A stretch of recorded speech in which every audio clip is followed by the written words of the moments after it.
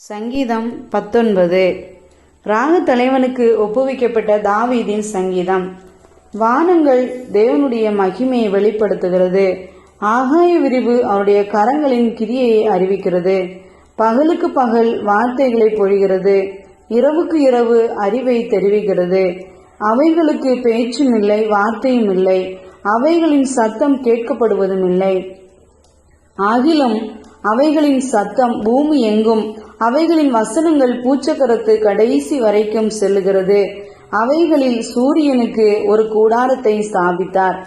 அது தன் மணவரையிலிருந்து புறப்படுகிற மணவாளனை போலிருந்து பராக்கிரமசாலியை போல் தன் பாதையில் ஓட மகிழ்ச்சியாயிருக்கிறது.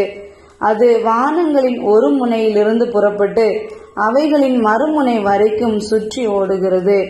அதன் காந்திக்கு மறைவானது ஒன்றுமில்லை. கர்த்தருடைய வேதம் குறைவற்றதும் ஆத்துமாவை உயிர்ப்பிக்கிறதுமாயிருக்கிறது.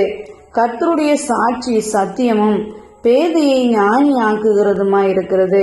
கர்த்தருடைய நியாயங்கள் செம்மையும் இருதயத்தை சந்தோஷிப்பிக்கிறதுமாயிருக்கிறது. கர்த்தருடைய கற்பனை தூய்மையும் கண்களை தெளிவிக்கிறதுமாயிருக்கிறது. கர்த்தருக்கு பயப்படுகிற பயம் சுத்தமும் என்றைக்கும் நிலைக்கிறதுமாயிருக்கிறது. கர்த்தருடைய நியாயங்கள் உண்மையும் அவைகள் அனைத்தும் நீதியுமாயிருக்கிறது. அவைகள் பொன்னிலும் மிகுந்த பசும் பொன்னிலும் விரும்பப்படத்தக்கதும் தேனிலும் தேன் கூட்டிலிருந்து ஒழுகும் தெளித்தேனிலும் மதுரமுள்ளதுமாயிருக்கிறது. அன்றியும் அவைகளால் உமது அடியேன் எச்சரிக்கப்படுகிறேன். அவைகளை கை கொள்ளுகிறதுனால் மிகுந்த பலன் உண்டு. தன் பிழைகளை உணர்கிறவன் யார்?